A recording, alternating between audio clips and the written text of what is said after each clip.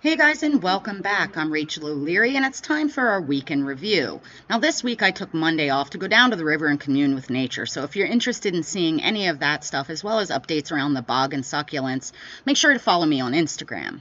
We started this week by talking about infrared thermometers. They're an invaluable tool, not only for monitoring our aquariums, but most especially for our patio ponds and summer tubs. It helps us know when it's safe to move fish out, as well as how they're doing throughout the season for their best health and vitality.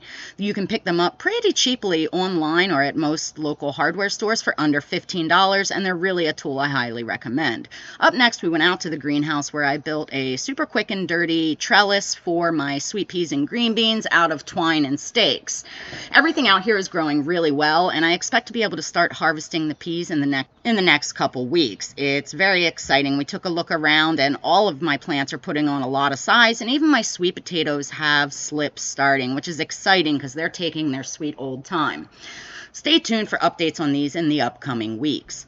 Up next, we moved out to my yard where I showed you guys a weed problem we have in our driveway. The weeds are super compacted, so we decided to hit them with fire as we couldn't dig them out.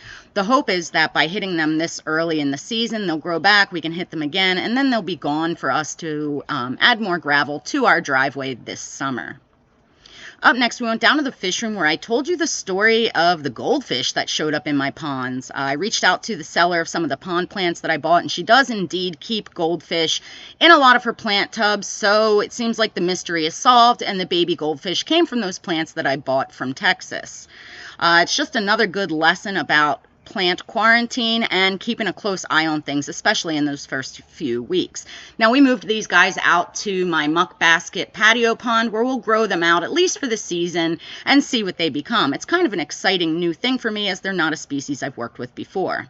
Up next, we went down to the fish room and took a look at my top 5 favorite fish. Now, these aren't my rarest fish, my most expensive fish, and certainly not my biggest fish, but they are fish that I think are appropriate for most aquarists, and that's why I wanted to feature them for you guys.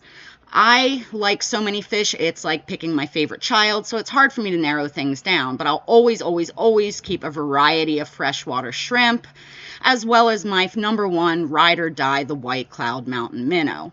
I just think they're super versatile and probably the most underrated fish in the hobby. A big thank you as well to all of my patrons who have chosen to support me over on Patreon. I really appreciate it, and because of you guys, I was able to buy the shade cloth for my greenhouse, which we'll be installing this week.